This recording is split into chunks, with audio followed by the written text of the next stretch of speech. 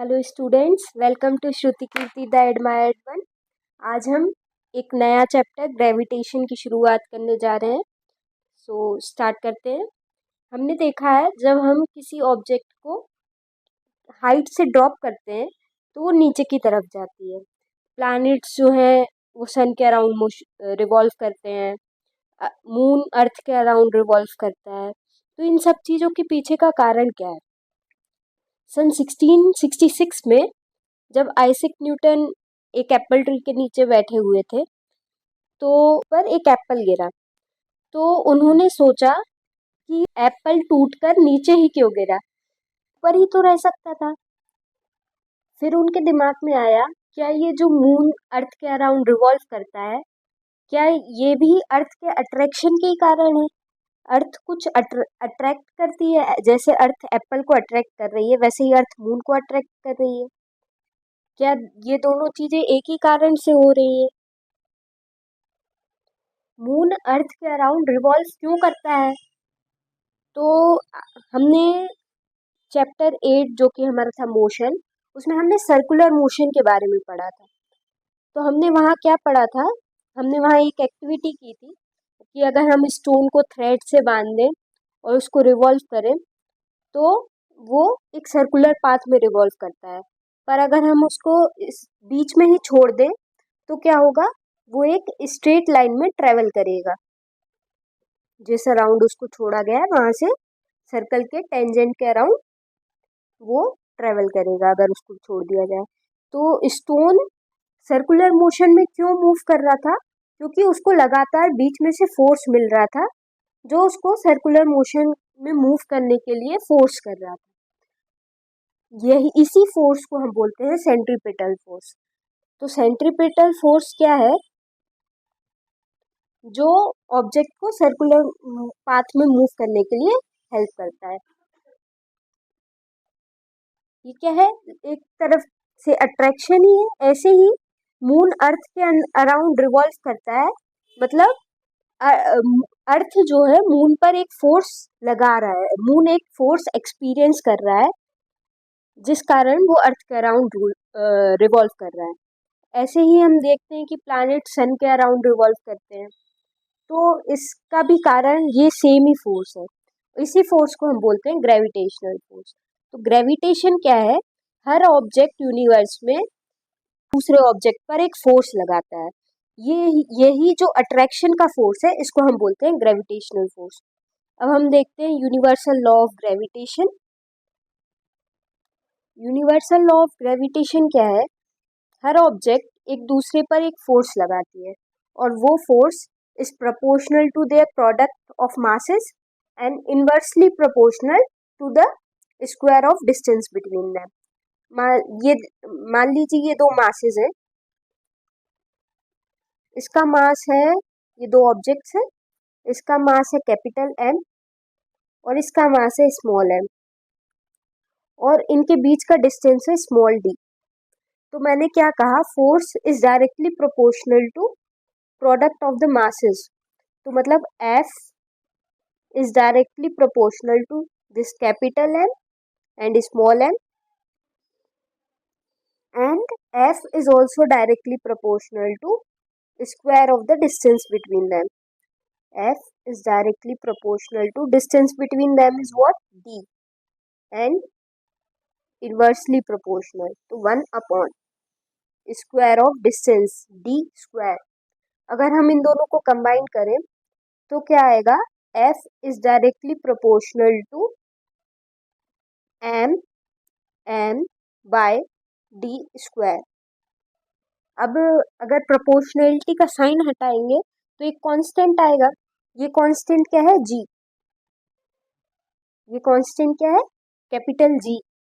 इसको बोलते हैं हम ग्रेविटेशनल कांस्टेंट और इसकी वैल्यू हेनरी कैनविश ने दी थी। इसकी वैल्यू होती है 6.67 इंटू 10⁻⁻11। ये आपको याद रखनी होगी। जी की वैल्यू क्या होती है? 6.67 इंटू 10⁻⁻11 और यूनिट क्या होगी? देख लेते हैं यूनिट क्या होगी जी की। देखिए एफ क्या है, F is equals to G M M by R square, distance का स्क्वायर। अपन ने डी लिया था तो यहाँ डी भी लिख सकते हैं अपन, मैंने वो डिस्टेंस आर कर दिया है। तो जी क्या होगा, F R square by capital M small M. अब इसकी यूनिट देखना है हमको, जी। फोर्स की यूनिट क्या होती है, न्यूटन। आर क्या है, डिस्टेंस, तो डिस्टेंस की यूनिट क्या होती है, मीटर। और मीटर का स्क्वायर हो जाएगा, रेडियस का स्क्वायर, मीटर का स्क्वायर।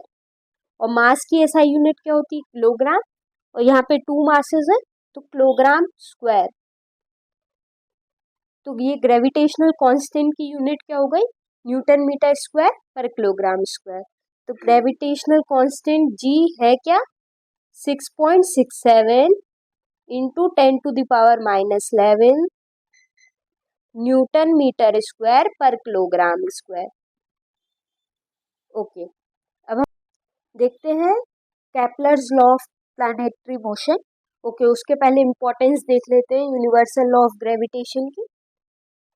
तो यूनिवर्सल लॉ ऑफ ग्रेविटेशन की इम्पोर्टेंस क्या है, एक तो ये हमको बाइंड करके रखा है अर्थ से, दूसरा हम प्लैनेट और सन का मोशन समझ सकते हैं, कि प्लैनेट्स क्यों सन के अराउंड मूव करते हैं, मून का मोशन समझ सकते हैं अर्थ के अराउंड, प्लस हम ओशियन में जो टाइड्स आती हैं उसको समझ सकते हैं। फिर अब हम देखते हैं Kepler's law of planetary motion. तो केपलर ने उस समय बहुत सारे 17th सेंचुरी के अराउंड बहुत सारे एक्सपेरिमेंट्स चल रहे थे, तो कई सारे ऑब्जर्वेशन निकल के आए। तो उन ऑब्जर्वेशंस को देख के केपलर ने 3 लॉज दिए। तो केपलर ने सबसे पहले क्या किया, सबसे पहले क्या कहा कि ये जो प्लैनेट्स हैं वो सन के अराउंड इलिप्टिकल ऑर्बिट में मूव करते हैं, सर्कुलर ऑर्बिट में नहीं, इलिप्टिकल ऑर्बिट में मूव करते हैं। और जो सन है वो दोनों फोकस में से किसी एक फोकाई पे होता है। ओके, सेकेंड लॉ क्या है केपलर का, कि अगर हम इक्वल टाइम इंटरवल में जो एरिया कवर किया है वो देखें तो वो इक्वल होगा। जैसे यहाँ पर प्लैनेट रिवॉल्व कर रहा है सन के अराउंड, ये जो ओ है यहाँ पर सन है, और ये जो यहाँ पर प्लैनेट है।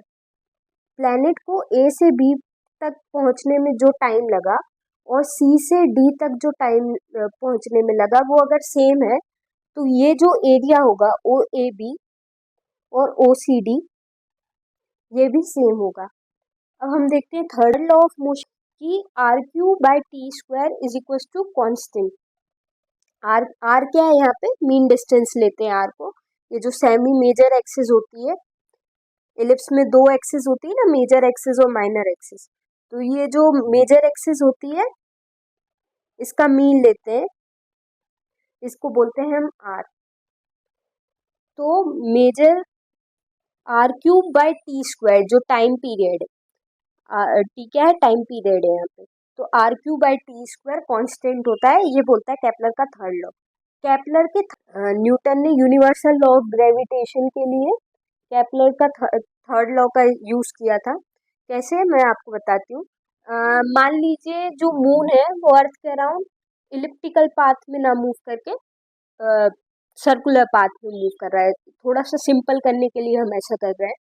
तो मान लीजिए मून सर्कुलर पाथ में मूव कर रहा है, तो सेंट्रीपिटल फोर्स के अकॉर्डिंग तो एफ क्या होगा, यहाँ पे एफ होगा directly proportional to V square by R.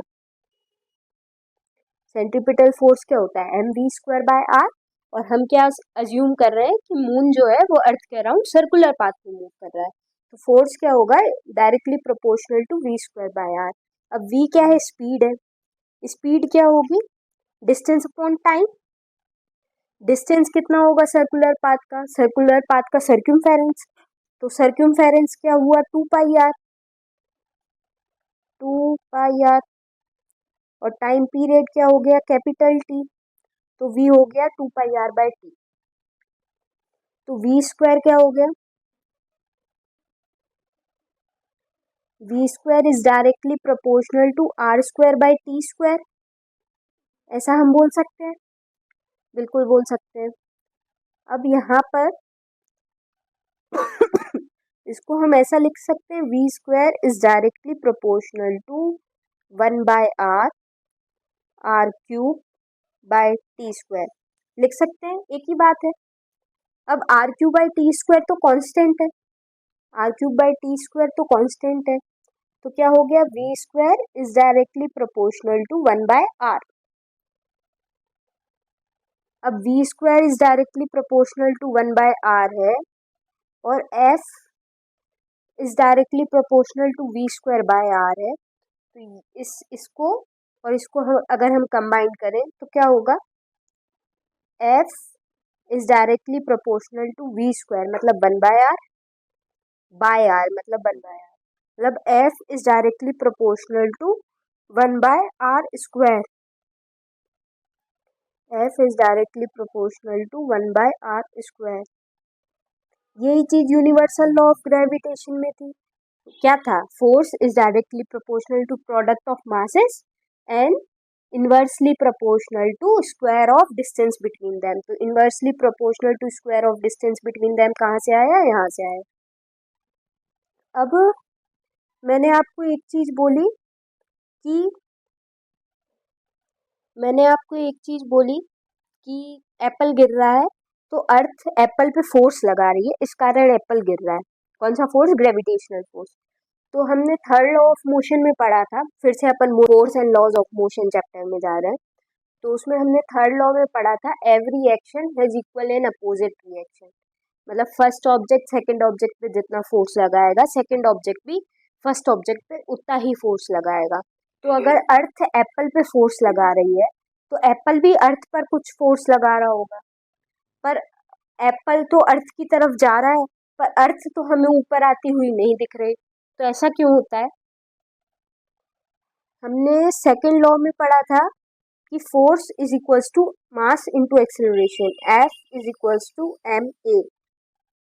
अब सेम फोर्स है, पर एप्पल का मास तो बहुत कम है, तो एक्सेलरेशन बहुत ज़्यादा होगा, एक्सेलरेशन ज़्यादा होगा तो वो हमें मूव करते हुए दिखता है। अब अर्थ का देख लें, तो अर्थ का मास एप्पल के मुकाबले तो बहुत ही ज़्यादा है, मास बहुत ज़्यादा है, तो एक्सेलरेशन ना के बराबर होगा, तो इसलिए हमें अर्थ मूव करती हुई नहीं दिखती। सेम कॉन्सेप्ट लागू होता है अर्थ और मून पे, प्लैनेट्स और सन पे। तो आज के लिए इतना ही। Thanks for like, subscribe and share.